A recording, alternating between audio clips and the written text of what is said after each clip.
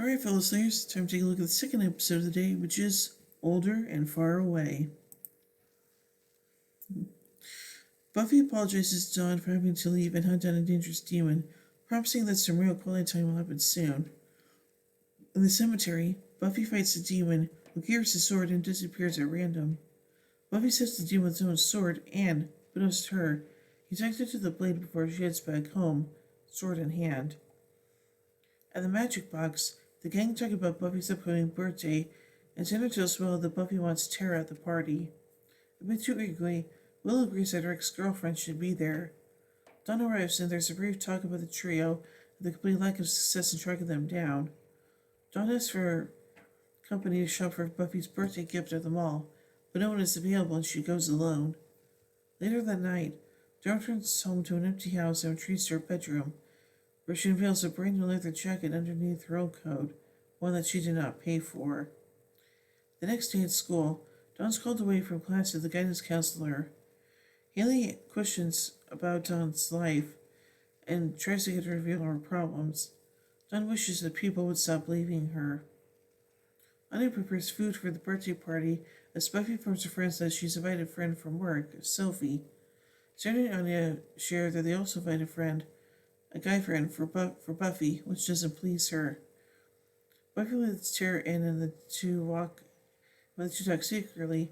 Buffy thinks Spike wasn't invited because he wouldn't behave around her friends. Downstairs, Willow and Tara chat, both nervous and unsure about how to behave. The conversation dies off and Tara breaks away to the kitchen for a much-needed drink. Having heard about the party from Willow, Spike shows up, surprising Buffy. With him, he brings beer and another demon, Clem from Kid & Poker. At that moment, Xander introduces his friend from work, Richard. Buffy gestures at Richard where he can park his car, while Spike watches on with jealousy. Dawn's anxious for presents to be opened, but Xander and Anya are more concerned with Buffy's progress with Richard, and Anya treats Dawn like an uninformed child. Spike catches Buffy alone and tries to lure her away from sort of private celebrating, but Buffy says she's not interested and ignores Spike's jealous jabs at Richard. Buffy opens her birthday presents and receives a portable back massager from Willow, who says it could be used while slaying for instant gratification. Spike likes the gift. Buffy also receives a brand new leather jacket from Dawn. Security tag still attached to the coat draws Buffy's attention. The new custom weapon chest from Xander and Anya that's wheeled out to the room interests her more, leaving Dawn sitting alone on the couch with her gift. Sophie, a girl Buffy knows from the Dopamine Palace, arrives, and Buffy moves to introduce her new friend, leaving a disgruntled Dawn to shut the door. As the door closes, the guidance counselor steps out of the shadows and reveals her vengeance demon face, saying, "Wish granted." The party continues on with dancing and games. Buffy and Richard talk briefly. When she steps away, she finds herself alone with Spike in the dining room, makes jokes about how sweet Richard is, and tries to persuade Buffy into some physical activity, but Tara walks in and interrupts them. Xander and Anya playfully discuss who will go get beer, and Willow stops them by offering to make the run herself.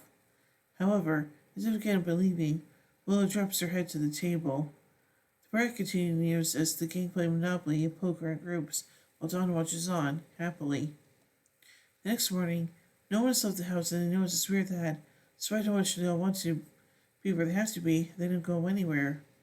Spike comments about eating breakfast and hints at Richard being a meal. Buffy drags Spike off and the two exchange insults. They talk about leaving the house and getting away from each other, but there is that they are capable of leaving. Something is keeping everyone in the house. The gang discusses the dilemma, most of them needing to get to work or school. Dawn snaps at them for wanting to leave her.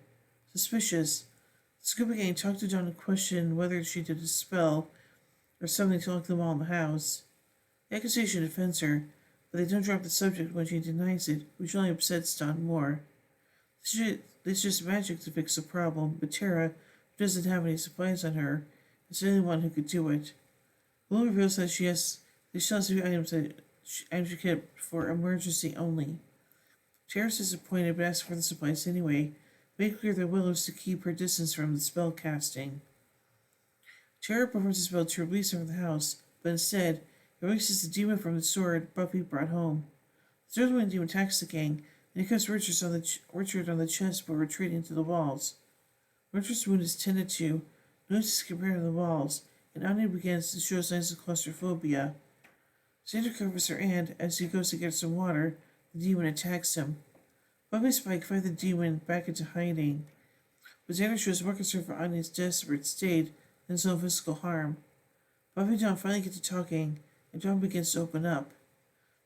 Meanwhile, the rest of the gang try to figure out a plan, but the undurate solution lies in the magically trained hands of Willow. Anya pushes Willow to try to use magic even though she doesn't want to, and Xander reluctantly admits that it might be their only way out. Tara firmly stands in the way of that idea, rarely defending her ex-girlfriend. Will explains that if she starts using magic again, she fears she may not be able to stop. Upset that no one's willing to do anything productive, Anya goes upstairs to find her own solution. Dawn reveals to her sister that she recently talked to a guidance counselor and may have made a wish to the woman. In Dawn's room, Anya searches for Dawn's possessions, while Xander tries to stop her. Dawn enters the room with her sister and freaks out with the invasion of her privacy. Anya discovers Dawn's secret stash of stolen objects from the magic box, which stuns everyone. Dawn tries to get away downstairs, but Anya follows her and goes off on her for stealing. Buffy, realizing the jacket she was gifted was also stolen, has hard time accepting sister's behavior and blames the guidance counselor that Dawn talked to for the situation. Anya puts the pieces together and concludes that the one responsible for the mess is her friend Halfric. Because she's the only one who can lift the spell, Anya summons her. When Halfric appears, the demon stabs her, and she falls to the ground. Spike, Anya, and Buffy fight with the demon, and, yet again, he tries to escape to the wall. Buffy uses the sword to stab the demon through the wall, eventually trapping it within the sword, then breaks the metal over her knee. The demon gone, they decide on string Halfric's pendant so they can be freed. Before Anya can get it from Halfric, the vengeance demon rises, not barely harmed by the stabbing. Halfric seems to recognize Spike, calling him William, and her friends finds her friends familiar too, but both deny knowing each other. Halfric explains that while Anya's specialty was against men, her purpose is to exact justice on bad parents. She wants to begin that Dawn's pain and silent but desperate plea for attention was something she hadn't seen so severe in a long time. According to her, the whole gang deserved to be cursed and confined to the house together for all eternity. At the end of her speech, Halfric tries to leave, but is now a victim of her own curse. In order to escape, she undoes the curse for all of them and leaves. As Tara cleans up all remains of her spellcasting, she and Willow talk about the supplies. Tara understands why Willow kept them as proud that she didn't fall with the temptation of using magic even in a desperate situation. But she makes it clear that Willow has to make without the safety net from now on. Richard is escorted outside into the hospital, while most of the remaining gang depart for freedom from the house. Dawn sees behind and smiles as Buffy shuts the door and stays in the house with her. Aww. So now let's take a look at some continuity surrounding this episode. After surprise, helpless, a new man of blood ties, Spike comments that because supernatural events have a history of occurring on Buffy's birthday, she should probably stop celebrating them. Indeed, this marks the last time her birthday is celebrated in the series. Xander mentioned Anya is trying to unload slug candles, first mentioned in a Life serial. Haley is in Sunnydale to attend Anya's upcoming wedding, having arrived in Double Meat Palace. Dawn tells Haley that people have a tendency to go away. In addition to Buffy and Willow's negligence in this episode, Hank was established as having bailed on his daughters and family. Joyce died in the body. Joss left town, the San Mater moved out in Tabula Rasa, and Dawn complained as you were about rarely leaving without goodbye. Spike still has the black eye Buffy gave him in Dead Things. Clem recognizes Buffy from when they met in Life serial. Buffy hides Clem's demon status by describing his appearance as a skin condition. And Hell Spells, Carol will describe the prevalent demon appearances as a skin problem. Tara helps Buffy in keeping Spike away after Buffy confided with her about the relationship in the previous episode, Dead Things. Halvik looks at Spike and calls him Williams. This reveals that Halvik is Cicely Adams, the woman William was in love with when he was human. Shannon recalls the time he invoked the power of a music amulet and once more with feeling. When Dawn goes to her bedroom and everyone follows, she shouts, "Get out! Get out! Get out! Get out!" She did the exact same thing a year before in Blood Ties to Joyce and Buffy, also during Buffy's birthday party. The Scooby Gang discovers Dawn has been shoplifting, a habit first shown in the episode Intervention. She and Buffy will attempt to return the stolen items in Entropy. Tara defends by saying, "You're not going to make her do something she doesn't want to do, and if you try, you have to go through me first." In Family, Buffy defended Tara by saying a similar line. You want to take Tara out of here against her will? You gotta come through me.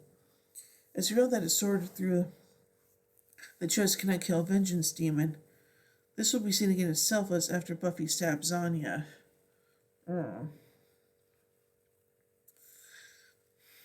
So let's take a look at some production notes from this episode.